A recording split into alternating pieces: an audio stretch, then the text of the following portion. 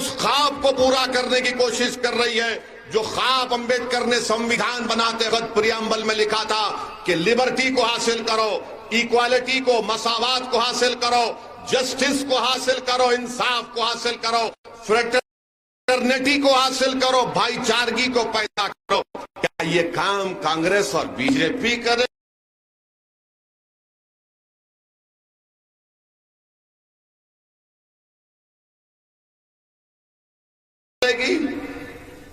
ये काम ये लोग नहीं कर सकते। ये सब यही कहते हैं कि वोट दो और गुलामी करो। हम क्या कह रहे हैं कि वोट भी दो, वोट भी लो, और हुकूमत है, जमहूरियत है, लोकतंत्र है। वो जमाना खत्म हो गया बादशाहों का, नवाबों का, रजवाड़ों का। मगर आज भी ये दो नेशनल पार्टियां ये समझती हैं कि वो हुकूमत करने के लिए पैदा हुए हैं और कमजोर तबकात के लोग उनके सामने हाथ बनकर खड़े रहे। मैं हुबली ईस्ट की जनता से कह रहा हूं कि अगर आप मंजलिस के उम्मीदवार को कामयाब करेंगे, दुर्गप्पा को कामयाब करेंगे, तो इंशाअल्लाह ताला मुकद्दर के फैसले आप करेंगे, कोई और बैठकर नहीं करेगा। इसीलिए मेरी आपसे दरबंदाना अपील है कि एक आप अपने डरने और घबराने की जरूरत नहीं है। आप देखते हैं कि क्या इस चुनाव में कोई ये बात कर रहा है? कांग्रेस की मिसाल ले लो आप। क्या कांग्रेस ये कह रही है कि अगर हम सरकार में आएंगे तो हिजाब का जो कानून बीजेपी ने बनाया उसको हटाएंगे? पूछो आप अपने आप से। मेरे आज के इस बयान के बाद कांग्रेस के नेता और जो अपने आप को सेकुलर लिबरल बोलते हैं, सबसे बड़े नौटंकी करने वाले ये लोग हैं। सेकुलर लिबरल तो बोलते हैं मगर सेकुलर लिबरल का माने इनको नहीं मालूम। अरे सेकुलरिज्म और लिबरलिज्म के माने ये नहीं है कि मैं तुम्हारी तरह बन जाऊं। सेकुलरिज्म लिबरलिज्म के माने यह है कि इक्वालिटी मिले मुझे। जब मैं बात हिजाब की करूंगा तो कांग्रेस वाले बोलेंगे ओवैसी डेवलपमेंट को छोड़ के हिजाब की बात कर रहा है। मेरे लिए हिजाब डेवलपमेंट का मसला है। कैसे? मेरी बच्चियां स्कूल को जाना छोड़ दी, तालीम हासिल करना चाहती थी, तो कल कांग्रेस से बयान आएगा ओवैसी भड़काऊ भाषण दिया है, ओवैसी तनाव फैला रहा है। अरे मैं सच्चाई को बयान कर रहा हूं। मेरा गुनाह यही है कि मैं सच्चाई को बयान करता हूं। क्या तुमने कुरैश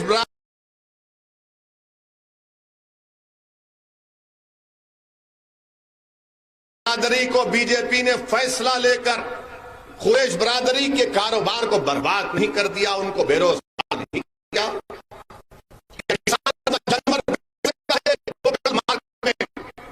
नहीं बेच सकता, इस पर बात क्यों नहीं की जाती? आप बड़ी बड़ी बातें करते हैं। मैं कहना चाहता हूं, आपके हुबली में कर्नाटका के बीजेपी के माजी मुख्यमंत्री, साबिका चीफ मिनिस्टर शेट्टर साहब, वो क्या कांग्रेस से निकल के बीजेपी में गए या आरएसएस से निकलकर मुख्यमंत्री बने? कहां से आए शेट्टर साहब? वो तो आरएसएस में थे ना? थे नहीं थे? बीजेपी में नहीं थे, वो बीजेपी में थे। बीजेपी के मुख्यमंत्री बने, हुबली में बीजेपी को लेकर आए, उसको मजबूत किया। बीजेपी छोड़ते कांग्रेस बोली आओ, हमारे पास सेकुलरिज्म सर्टिफिकेट की नोटरी की दुकान है, ऐसा स्टैंप मारकर को दीजिए, तुम सेकुलर। और ओवैसी कम्युनल, जो जिंदगी आरएसएस में गुजारा, जो आरएसएस की चड्डी पहन के लट फिराया और बाद में मुख्यमंत्री भी बन गए, कांग्रेस ने सर्टिफिकेट दे दिया, आप सेकुलर है, आ जाओ। और मैं सच्चाई का बयान कर रहा हूं, नहीं ये कम्युनल है। ये कौन सा ये इंसाफ है? ये कौन सा आपके फैसले हैं? खैर बहरहाल ये अवाम देख रही है इनकी नाटक को, इनके नाटक को अवाम देख रही है। अच्छा, ये बैन करते बोल रहे ना, क्या 1993 जनवरी में कांग्रेस पार्टी ने यह फैसला नहीं लिया था कि बाबरी मस्जिद को दोबारा उस मुकाम पर बनाएंगे? क्या तुमने नहीं लिया था? बताओ कांग्रेस के लोग नेताओं। अब बोलेंगे ये देखो ये उठाकर ये कर्नाटका में बाबरी मस्जिद की तरफ जा रहा है। यानी आप बोल सकते बैन करेंगे, मगर बाबरी मस्जिद कैसे गई, कौन शहीद किया, बोलो। तुमने फैसला लिया था, तुम्हारी पार्टी ने कहा था कि बाबरी मस्जिद को बनाएंगे, तुमने बनाया। कोर्ट का फैसला आया तो तुमने कहा कि बहुत अच्छा है। बताओ 1993 जनवरी में तुमने नहीं कहा था ये बात, आज कह रहे हैं कि बैन लगाएंगे। मेरे अजीज दोस्तों और बुजुर्गों, इस देश में अगर आज दलित, आदिवासी, अल्पसंख्यक समाज का मुसलमान अगर परेशान है तो यकीनन बीजेपी, आरएसएस की आइडियोलॉजी की वजह से, मगर उसमें उतना ही रोल कांग्रेस पार्टी का भी है, उसमें उतना ही रोल कांग्रेस पार्टी का है। अगर आज आप समझ रहे हैं कि लोग जो बोल रहे करेंगे, याद रखो मजबूरी की हालत में वोट मत दो, मजबूरी की हालत में कांग्रेस को वोट मत दो। कल तक आप देते थे क्योंकि कोई मुतबादिल विकल्प नहीं था। आज आपके दरमियान में ओवैसी खड़े होकर आपसे भीख मांग रहा है कि मुझे वोट दो, मुझे कामयाब करो। आपको मजबूरी की हालत में वोट नहीं देना है, उम्मीद की बुनियाद पर मजलिस का साथ दो। बेखौफ होकर आप 10 मई के दिन दुर्गप्पा बिजावाड़ को वोट दीजिए। कांग्रेस ये समझती है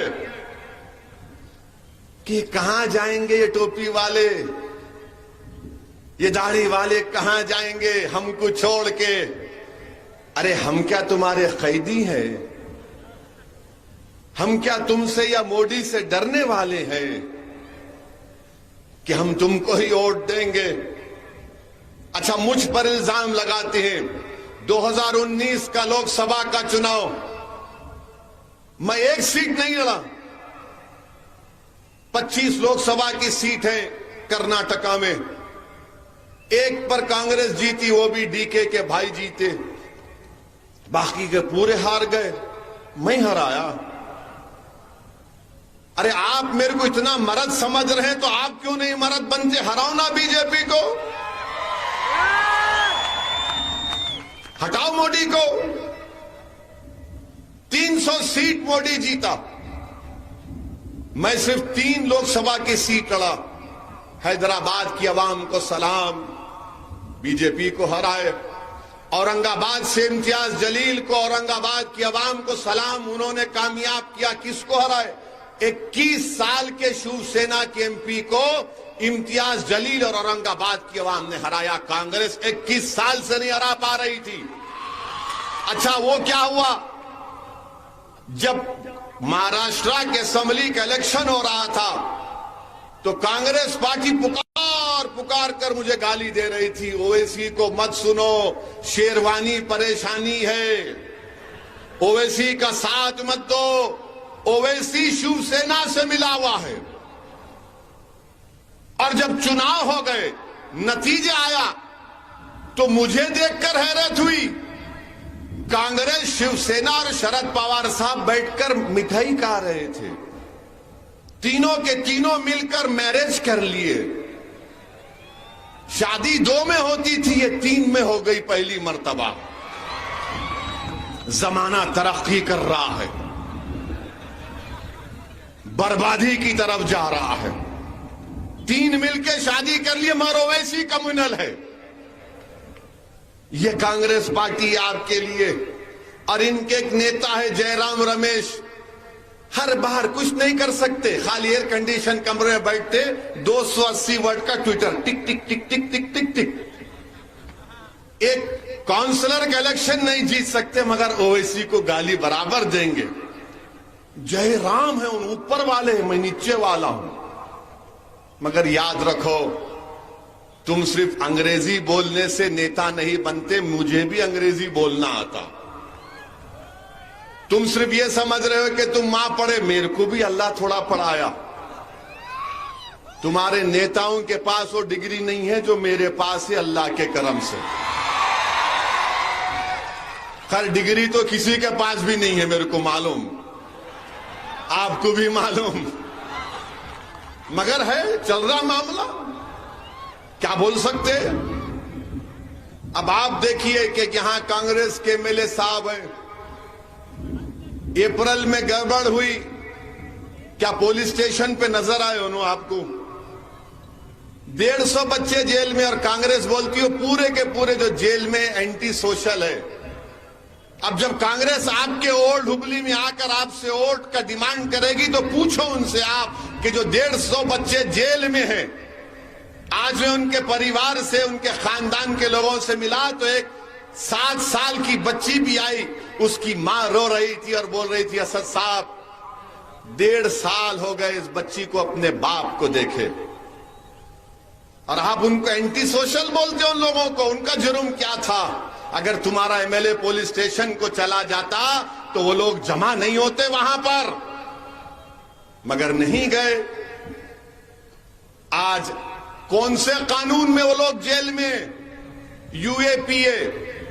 कांग्रेस मुझे गाली देती ना, मैं चैलेंज कर रहा हूं सिद्धारामैया को, मैं चैलेंज कर रहा हूं डीके को। राहुल गांधी तो खैर है ही नहीं चैलेंज में, उन्होंने आउट है अभी। पूछो कांग्रेस के नेताओं से, जुलाई 2019 जब अमित शाह ने यूएपीए का अमेंडमेंट का तरमीमी बिल लाए थे, जिस कानून में आज ये 150 बच्चे हुबली के जेल में है, उस कानून को सख्त करने में कांग्रेस ने बीजेपी का साथ दिया था। पार्लियामेंट का रिकॉर्ड उठाकर देखो, वोट डाले अमित शाह के कानून के ऊपर, कांग्रेस और अमित शाह मिलकर वो कानून को बनाए, और उस कानून से 14 महीने से हुबली के 150 बच्चे जेल में, उनको बेल नहीं हो रही। और गाली तुम मुझे देते, उस पार्लियामेंट की तकरीर में उठाकर देख लो, मैं खड़े होकर कांग्रेस वालों की धज्जियां उड़ाया, बीजेपी के कानून को गलत कहा, मगर इन्होंने अमित शाह का साथ दिया। ये मेरा गुनाह है कि मैं सच्चाई को बयान करता हूं, इनको बेनिकाब और एक्सपोज करता हूं, और आज आकर हम पर उंगली उठाते हैं। यूएपीए का कानून बनाने वाले कौन? कांग्रेस। चिदम्बरम होम मिनिस्टर थे, उसको सख्त किया और सख्त कर दिया अमित शाह ने, कांग्रेस ने सपोर्ट किया।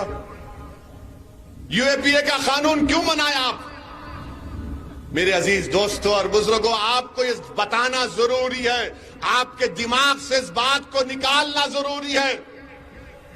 अगर आप मजबूरी की हालत में वोट देना चाहते, मजबूरी की हालत में मत दो, बेखौफ होकर मेरा साथ दो, बेखौफ होकर हमारे भाई का साथ दो, दुर्गप्पा का बीजावाड़ का साथ दो। कल तक कोई विकल्प नहीं था, आज आपके पास है, और इन्हों कैसे है आपको मालूम ना। मेरे को बहुत लोग बोले, आप किसको टिकट दे रहे? इसको। मैं क्यों, क्या हुआ? बोले बहुत तेज है इन्हें। मैं बोला तेज ही रहना पड़ता, मोदी से मुकाबला करे तो गूंगे नहीं कर सकते। लोहे को लोहा काटता, लोहे को फूल का हार नहीं काटता, लोहे को लोहा काटता। इसीलिए मैं बोला रहने दो, तेजी होना, बहुत खामोशी हो गई। एमएलए कांग्रेस का खामोश है बेचारा, मुंह ही नहीं खोलता, फिक्र ही नहीं है। क्यों फिक्र नहीं है? क्योंकि आप है उसके साथ। वो नहीं, कहां जाते, अपने ही लोग हैं। तो मैं बोला नहीं, अब एक खड़ा करें। बहुत से लोग फोन करके बोले रे क्या कर रहे, दुर्गप्पा को दे रहे उसका वो रिकॉर्ड। मैं बोला वो क्या रिकॉर्ड है मेरे को नहीं मालूम, मैं हुबली ईस्ट में एक रिकॉर्ड बनाना चाह रहा हूं कि मजलिस का एमएलए दुर्गप्पा होगा। क्या आप ये रिकॉर्ड बनाएंगे इंशाअल्लाह 10 तारीख को? पूरे हाथ उठाकर बोलिए रिकॉर्ड बनाएंगे। पतंग हवा में फिरेगी, अब दुर्गाबा साहब जरा आप खामोश नहीं होना, गरम रहना, फुल गरम।